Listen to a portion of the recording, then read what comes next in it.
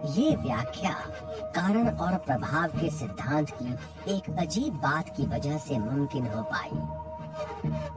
हमारे रोजमर्रा के अनुभव हमें यकीन दिलाते हैं कि जो कुछ भी होता है वो अतीत में पहले हुई किसी घटना की वजह से होता है। इसलिए हमारे लिए ये मान लेना स्वाभाविक है कि वो चीज यानी शायद ईश्वर के कारण ही ब्रह्मांड अस्तित्व में आया होगा। लेकिन जब हम पूरे ब्रह्मांड की बात करते हैं तो ये जरूरी नहीं लगता। मैं इसे समझा सकता हूँ। आप किसी पहाड़ी की ढलान पर बहती नदी की कल्पना कीजिए। ये नदी कहाँ से पैदा हुई? शायद बारिश से। ये पहाड़ों पर पहले हुई बारिश से बनी होगी। लेकिन बारिश कहाँ से हुई?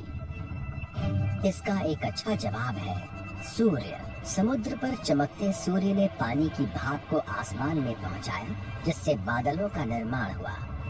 ठीक है, तो सूर्य क्यों चमकता है? अगर हम गौर करें तो ये हाइड्रोजन के अणुओं के आपस में जुड़कर हीलियम बनने की प्रक्रिया है, जिसे फ्यूजन कहते हैं, और इससे ढेर सारी ऊर्जा निकलती है। अब तक तो ठीक है, आखिर हाइड्रोजन कहाँ से आई?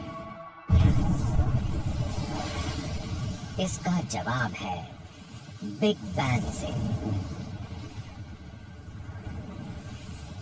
लेकिन ये एक अहम बात है।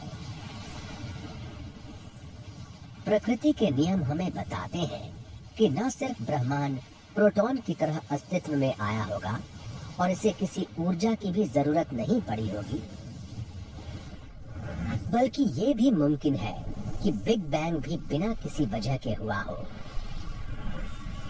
बिना किसी वजह के।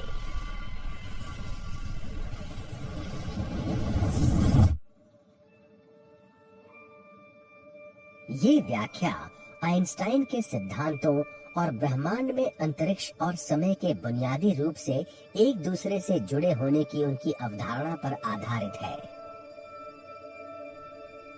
बिग बैंग के समय एक कमाल की बात हुई थी। उस पल समय का जन्म हुआ था।